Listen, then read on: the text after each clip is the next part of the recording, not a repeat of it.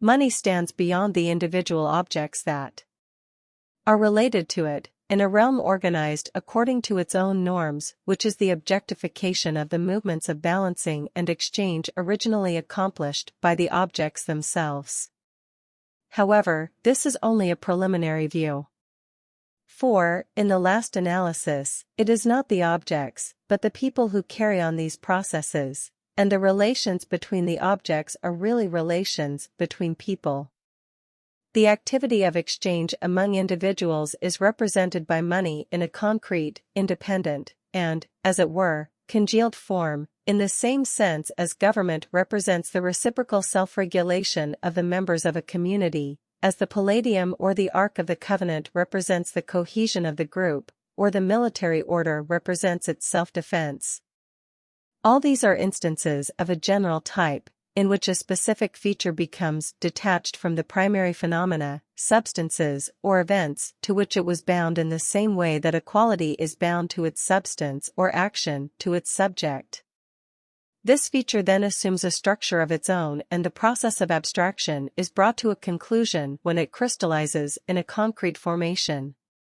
Outside exchange, money has as little meaning as have regiments and flags outside the needs of communal attack and defense, or as have priests and temples independently of communal religiosity. The dual nature of money, as a concrete and valued substance and, at the same time, as something that owes its significance to the complete dissolution of substance into motion and function, derives from the fact that money is the reification of exchange among people, the embodiment of a pure function. The developments in the material of money express its sociological character more and more clearly. The use of simple means of exchange such as salt, cattle, tobacco, and grain is determined by a pure individual interest, in a solipsistic fashion, that is to say, they are eventually consumed by a single person since no one else has any interest in them at that particular time. The use of precious metals for jewelry, on the other hand, indicates a relation between individuals. People adorn themselves for others. Adornment is a social need, and precious metals are particularly apt for attracting the attention of others by their glitter. In consequence, certain kinds of ornament are reserved for particular social positions. In medieval France, gold was not permitted below a certain rank.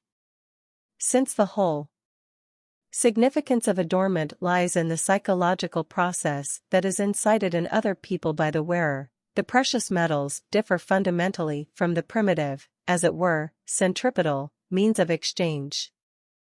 Exchange, as the purest sociological occurrence, the most complete form of interaction, finds its appropriate representation in the material of jewelry, the significance of which for its owner is only indirect, namely as relation to other people.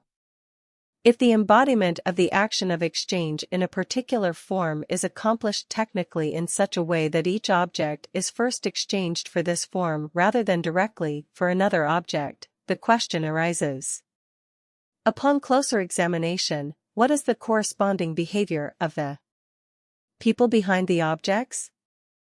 Their general behavior in relation to merchants, however much it is a cause and effect of monetary transactions, provides only an analogy. It seems clear to me that the basis and the sociological representative of the relation between objects and money is the relationship between economically active individuals and the central power which issues and guarantees the currency. Money serves as an absolute intermediary between all commodities only if coinage has raised it above its character as a mere quantity of metal, to say nothing of simpler kinds of money. The abstraction of the process of exchange from specific real exchanges, and its embodiment in a distinctive form, can happen only if exchange has become something other than a private process between two individuals which is confined to individual actions.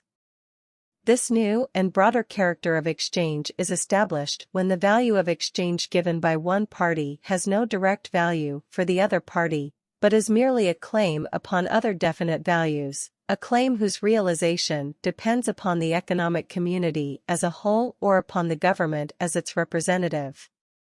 When barter is replaced by money transactions, a third factor is introduced between the two parties, the community as a whole, which provides a real value corresponding to money. The pivotal point in the interaction of the two parties recedes from the direct line of contact between them and moves to the relationship which each of them, through his interest in money, has with the economic community that accepts the money, and demonstrates this fact by having money minted by its highest representative. This is the core of truth in the theory that money is only a claim upon society. Money appears, so to speak, as a bill of exchange from which the name of the drawee is lacking, or alternatively, which is guaranteed rather than accepted.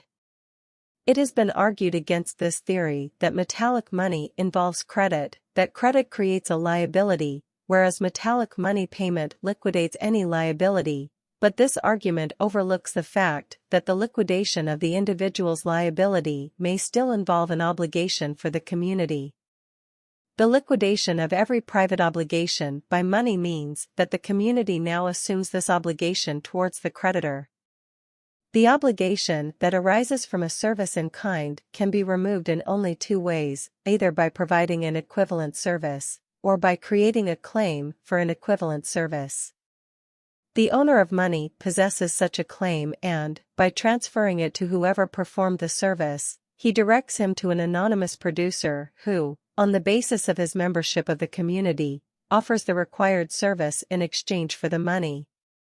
The distinction that has been made between paper money which is backed in some way, e.g. by gold, and that which is unbacked, with reference to the credit character of money, is quite irrelevant here.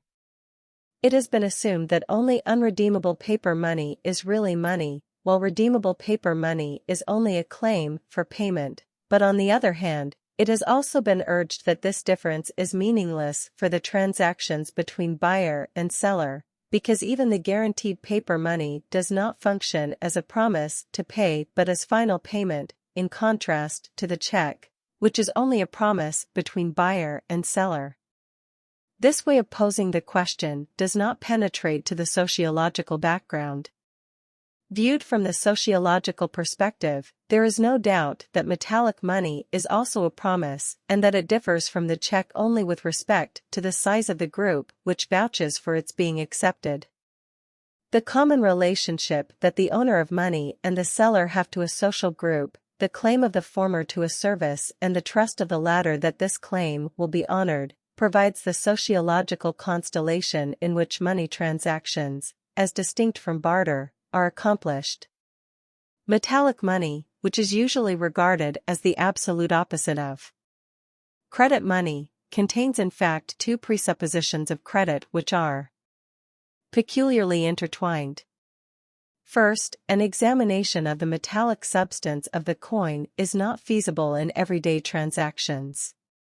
Cash transactions cannot develop without public confidence in the issuing government, or perhaps in those persons who are able to determine the real value of the coin in relation to its nominal value.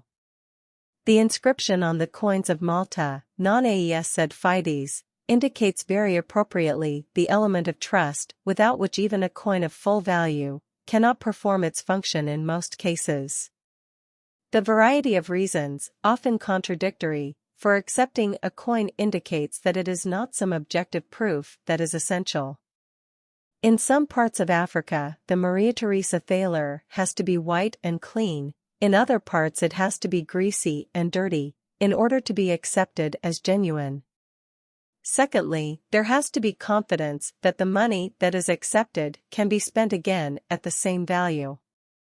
What is indispensable and conclusive is non-aes sed fides, the confidence in the ability of an economic community to ensure that the value given in exchange for an interim value, a coin, will be replaced without loss. No one can make use of a coin without giving credit in these two respects. Only this twofold trust confers upon a dirty and perhaps unrecognizable coin a definite amount of value.